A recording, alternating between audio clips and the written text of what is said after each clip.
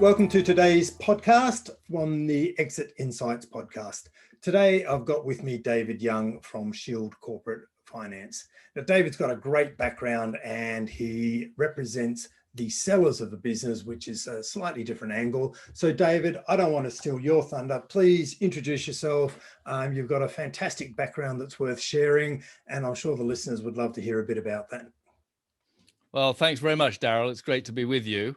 We're in the same space because although I started life actually with Goldman Sachs in the mid-'80s, learning the merger business in the merger department, and then ended up running the sell-side practice for JP Morgan in London across Europe, I saw a need to help SME business managers prepare for sale and get good results in sale, because the big banks are just focused on the big deals and they don't stray very far from the deals themselves upstream to the vital preparation stages, which can make such a difference to the outcome. And I'd spent years working at the big banks, seeing so much value go to waste in deals that weren't properly prepared, you know, whether they were divisions of corporates or whether they were smaller owner-managed businesses, that I thought, you know, people need help because there's a sector here which is not well addressed. And I know that's something that, you passionately believe too. So I set out in 2001 to help SME businesses, owner managed, but not necessarily, maybe divisional managers wanting to do buyouts, to help them with some of the professionalism of the deals from the big banks. Okay, so in some senses, you've almost switched sides from representing the buyers and helping the buyers get the best deal they can to swapping over to the sellers, because you recognise that sellers weren't prepared, they weren't ready to get into those negotiations, and therefore weren't getting the most from their life's work, as we like to say at Succession Plus. It's interesting that you put it that way, swapping sides. I mean, that's, I think, quite a perceptive insight, because the big banks actually, of course, work on the buy side and the sell side. Mm-hmm. And there was I running JP Morgan's pan-European sell-side practice with mandates from sellers. But it got to the point where I reckoned I could probably do a better job due to the conflicts of interest which exist at the big banks from an independent platform.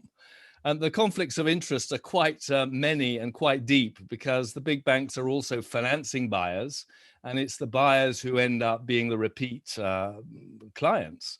And so their bread is buttered pretty much by the buyers, and their interests are predominantly with the buyers, yes. So I felt the underdog here needs some professional support. And that's one of the things that motivated me, as well as seeing the opportunity out there to help people get their ducks in a row sooner rather than later. Yeah. So, business owners and a lot of business owners we meet of, they've started out their career as, an opportunity entrepreneur. They started a business or started a job, really started being self-employed, a lot of them, and grew it into a business, created some significant value, but all the way along the line, no one really taught them how to maximize that. And that's what I'm hearing you're focusing on is looking after the sellers so that they can really get the most from their life's work and prepare. You and I have had a couple of conversations in anticipation of this recording, and it's all about helping them prepare and really be ready for what is a tough negotiation. That they're just not, well, they're only going to do it once, and they just don't know what's going to hit them a lot of the time. Exactly. I mean, anyone in business with a business to sell probably knows a lot about selling, even if they're not from a sales side. They may be from the engineering side or whatever. So it's not so much that they don't know, although there's an element of not, if you haven't been through a competitive sale process, you do need some preparation. But I look at it as encouraging people to put themselves in the shoes of the buyer, understand what the buyer's going to need, and prepare for it. And that's something you haven't necessarily thought through, but won't find difficult to understand. Yeah, exactly. Yeah, good point. And just a little insight like that often reframes the whole situation for them. They can go away, do some preparation based on that. Yes. I mean, one basic thing I say is, actually the buyer's not your enemy. I mean, the buyer's not your friend, but the buyer's not your enemy, because I have seen a lot of transactions where the seller gets frazzled by all the questions that come, and it Yeah, tends to turn into a them and us kind of tussle. That's unfortunate. yeah, But one of the things about understanding the buyer's not the enemy is the buyer has legitimate needs to get a good return on investment from the deal, and yeah, in fact, a good risk-weighted return. And one of the things that buyers very going to be concerned about is, what are the risks in your business, and particularly, of course, what are the risks when you are no longer in the saddle in your business, or when you become so wealthy as a result of the deal that you're no longer motivated to keep pedaling, even if you are still on the board. yeah. So we need to address these legitimate questions, and the more you can address them, the better you'll be, because buyers translate uncertainty and risk into discounts on the price, as you know. Yeah, look, So it's a matter of preparing.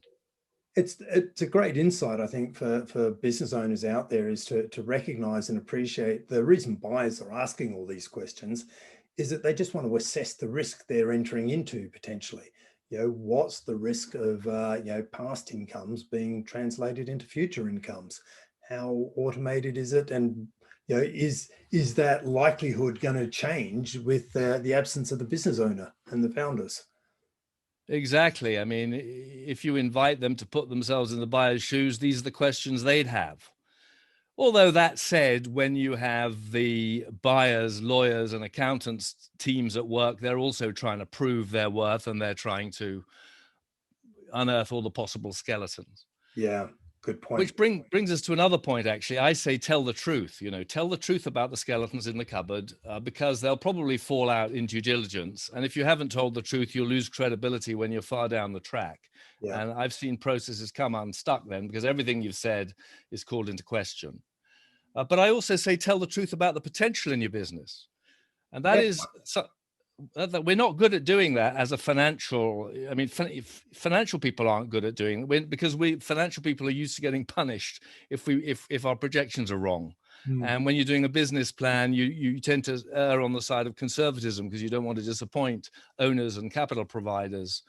But in the context of a sale, I say, it's like selling a house. If you had oil, if you struck oil in the back garden, you wouldn't keep stum about it when you were selling your house, because you couldn't quantify how many barrels were going to be coming out 10 years from now. You'd say, hey, there's a geyser in the back garden. It's black gold out there. I'm excited. And in the same way with businesses, I encourage owner managers to say, hey, here are the potentials. Here are the diamonds in the drawers. This is what could happen downhill and with a following wind. And let's apply some probability ranges to that to bring it down to earth. But let's put all these grappling hooks out there to attract buyers, and then let them go figure. And what I've found is, in a competitive context, people won't discount the more far-flung potentials as much as you'd think. But it's up to the seller to express them, to communicate them, to quantify them, because no buyer has got an incentive to do that. Yeah, if you outline the opportunity that's ahead, the untapped opportunity, it just helps them to value the business more, doesn't it? Absolutely. Yeah. Absolutely. And So they that, may well be buying for reasons that, you haven't even crossed your mind as a seller. yeah, Because as owner managers, we get very focused on our business and its cash flow potential and what we're doing in our own little box. But if our business happens to be the missing piece in somebody else's jigsaw, the sky can be the limit, So we mustn't get constrained by thinking about our own standalone value. yeah. Look, it's always important to remember, no matter what it is you're selling, it's the buyer that determines value, not the seller. Absolutely. So, And of course, David, mm, it's November 2020 that we're recording this.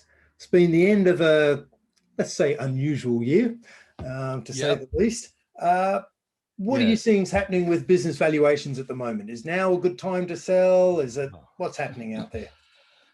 Well, the situation reminds me quite a bit of 2008, the global financial crisis and the aftermath there. I mean, so when you have an economic shock, you have the whole investment community going to the edge of the ice rink, standing back, waiting, seeing risk and discounting risk by dropping price.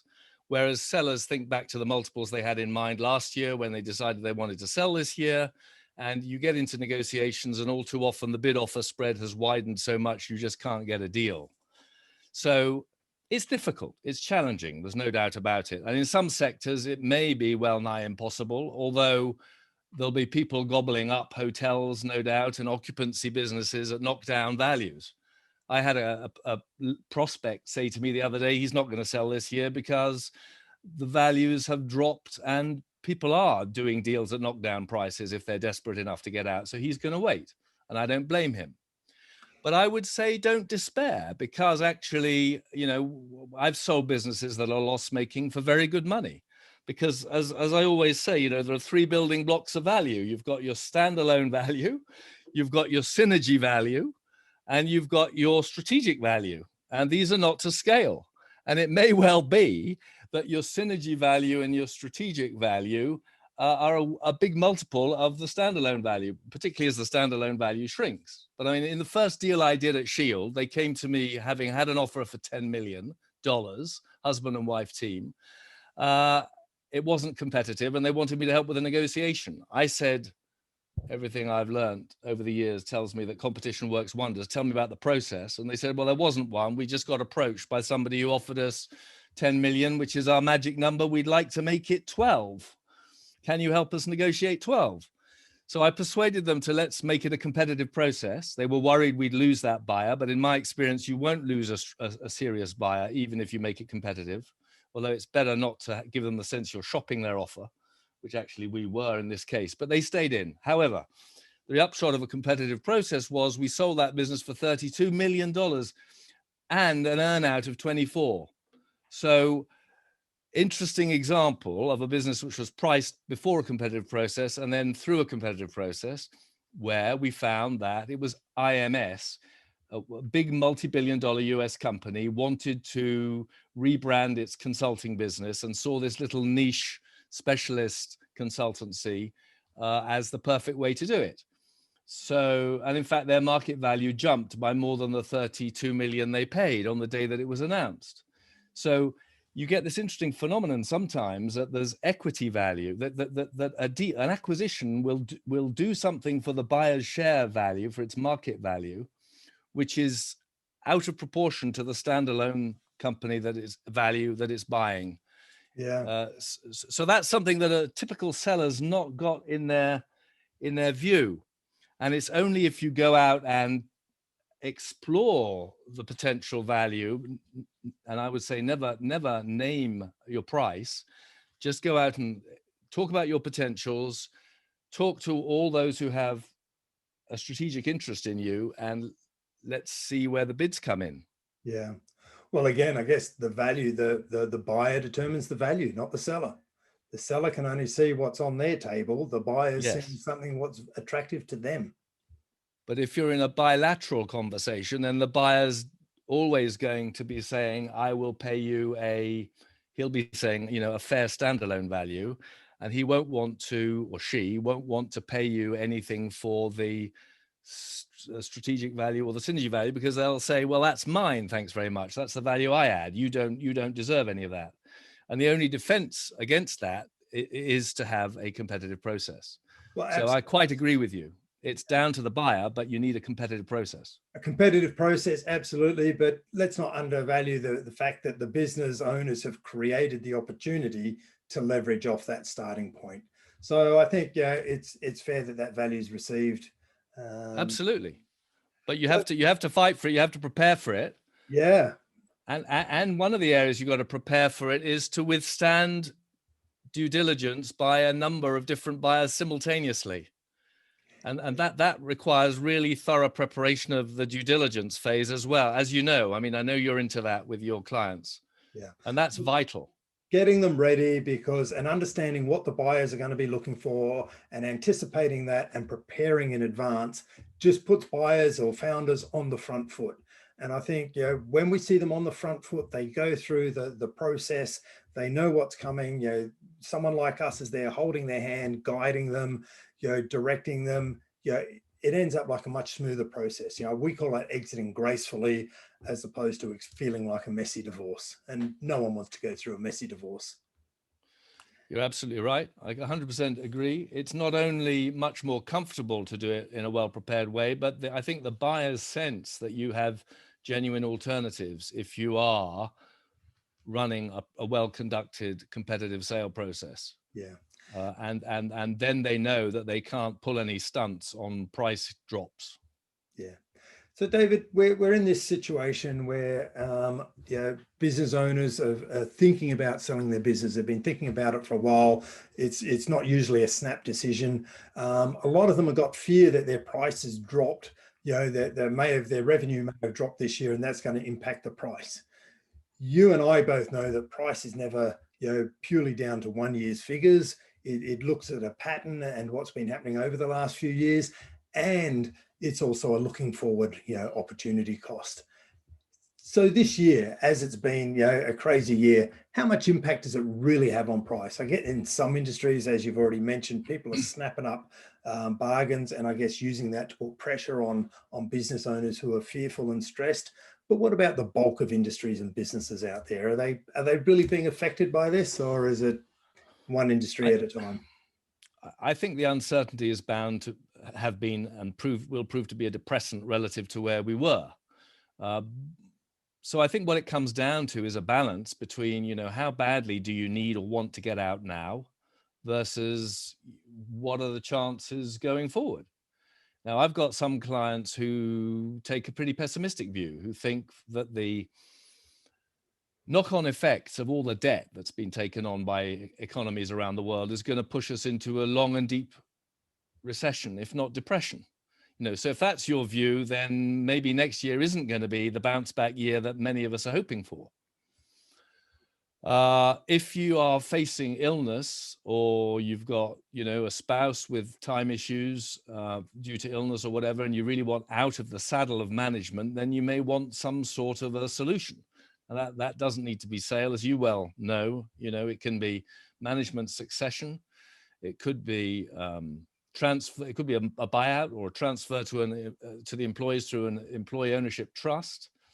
And I'd like to come back to that because my understanding there is that the valuations for employee ownership trust transfers can more or less completely discount a bad year. And I know there have been cases where this year is being discounted by the valuers on the grounds that it's a blip and there's a good trading history and there are good prospects. Actually, in a sale transaction, I don't think you get a buyer to discount it that way. So the EOT transfer probably gets its nose in the lead in terms of that one issue. But I would say, because strategic and synergistic value can be so significant relative to standalone value, you shouldn't worry unduly about standalone value getting hit in a year like this. There are ways you can test whether a deal is going to work, literally by sort of validating the idea by talking confidentially, either directly or through an intermediary, to key potential buyers to suss out their appetite. And you can say, hey, look, obviously this hasn't been a good year. It's been a year in which, we've had time to take stock. We've actually got an exciting future ahead of us. We can plow on and achieve that and sell in the future, but it just occurs to us there may be somebody out there willing to pay enough of tomorrow's value today to make it worth doing a transaction sooner rather than later. And on that basis, you might find that there's enough value to make it worth doing that. And I guess owners need to weigh up money in their pocket versus lifestyle choices. And I've been hearing that some business owners are going, hey, I had to spend a whole lot of time at home this year. Come to think of it, I've quite enjoyed that. I've enjoyed being home. I've spent more time with the grandkids. They've got a taste of the future. And for a number of them, it's brought forward their desire to want to exit out of the business, or at least get out of some day-to-day routine type of activities and responsibilities. Yeah, that's true. And there are others there who I think are feeling, whoa, I've got all my wealth tied up in the business. I want to take some money off the table. Yep. I had a client come to me wanting to do a buyout for that reason. Now, unfortunately, I tell you what, well, as you know, I don't need to tell you, but I mean, we should tell Tell the our audience. viewers that buyout funding, the appetite amongst the banks that finance SME buyouts has gone way down. Yeah. And whereas once you could easily hope to get 3 times EBITDA in terms of lending for a buyout, dead easy. I mean, now getting 2 times is hard, and it's probably more like 1.5. So buyouts just aren't going to hit the spot from a value perspective, probably. And employees may be more nervous than ever about getting involved with those. Whereas employee ownership trust transfers, I think, are really going to come into their own in this climate, because they're perfect from a capital gains tax point of view, with no capital gains tax to be paid on the value of the transaction that takes them into the employee ownership trust with 50 or 51%, whenever that value is paid. So, there's nothing like that available in terms of entrepreneurs relief these days, as it used to be called. Yeah, well, not anymore. Okay, so we've started to look at some of the risks, if of not selling. If if a business owner is looking at selling their business this year, they're a bit nervous. Often they've got a 3-year time frame. But how would you guide them today? I won't say advise, but if they're looking at exiting their business today, we're at the end of 2020 now. Hopefully there's a vaccine on the horizon in the next quarter, potentially. Entrepreneurs are typically optimists. So, they're possibly thinking that, hey, look, everything, the future's always brighter. So next year is always going to be a whole lot better than this year. How should they be thinking? Should they wait a year? How long will it take to get that exit, to find a buyer? What should they be doing if they want to get out now? They've just made the choice. I think one fundamental question is, how much of your wealth is tied up in your business? Are you entirely dependent on this business to provide for your retirement or not? If you are, you may want to de-risk by getting some money, taking some money off the table. Yeah. That's one consideration. I think another consideration in any negotiation is, of course, is time on your side? I mean, there might be, I actually always think about the timing of a transaction in terms of the timing of the dynamics of the business, the timing of the market, and the timing of the individual. So, I mean, if there were huge health issues, or if somebody's already been, they might be in their 70s. I've known this situation.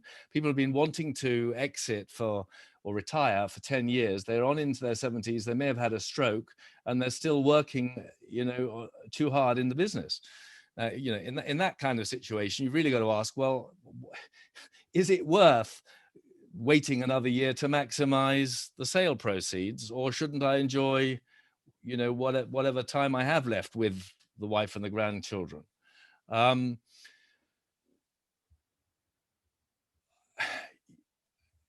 I think unless the business, well, it's worth testing whether the business has sufficient strategic interest for a buyer to attract a decent value even today. And that's something that can be done through discrete market testing.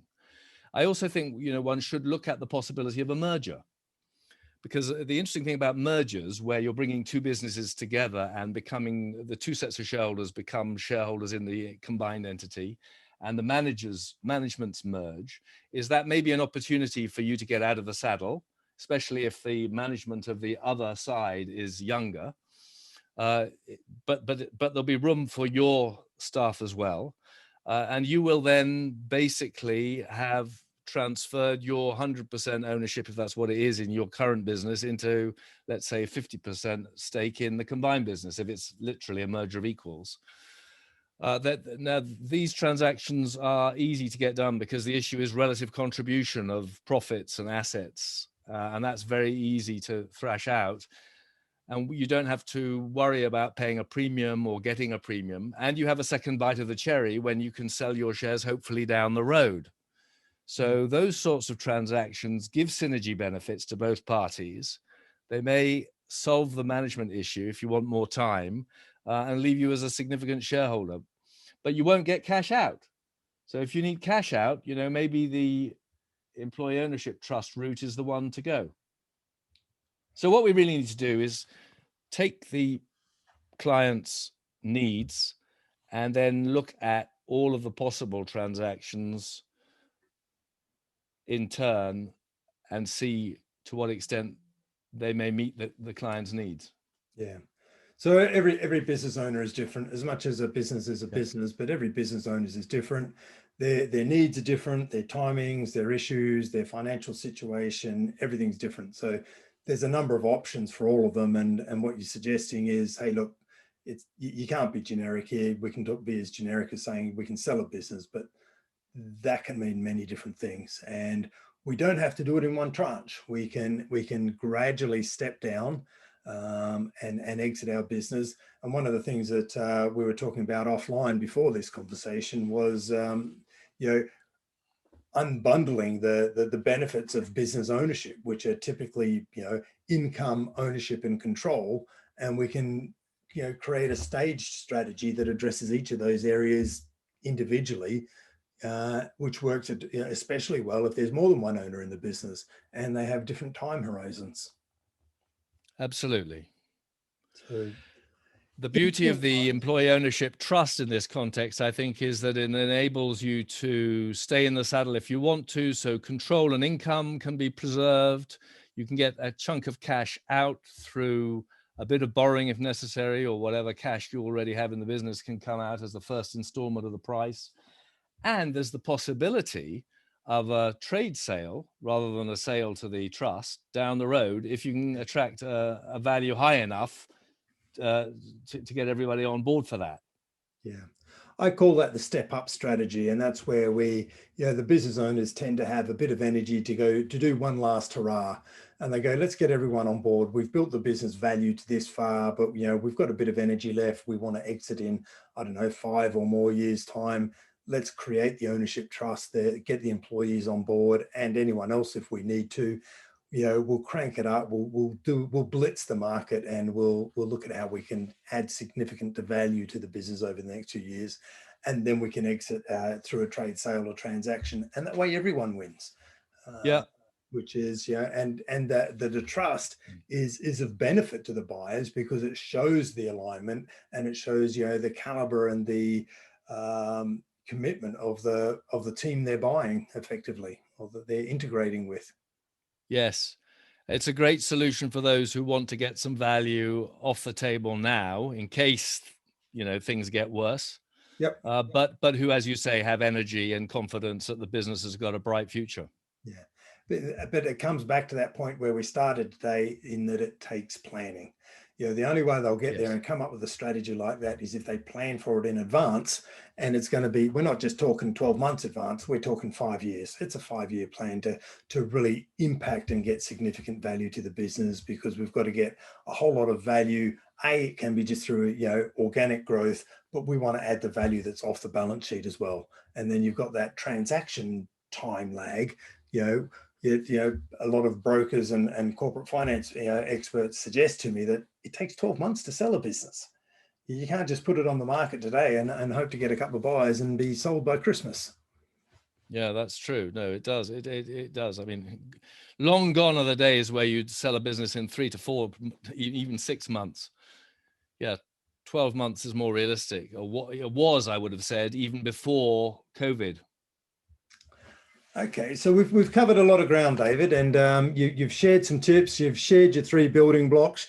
You had a nice little visual there for those who are listening to Audible only. You had your 3 building blocks, which are literally blocks with the first letter on them, which is a nice visual. We've said that, hey, look, if you've got the time, it might be worth holding back for a year if you don't need to cash in today. What's the one last thing, David, that you'd really like listeners to take away from listening to you today and all of your experience?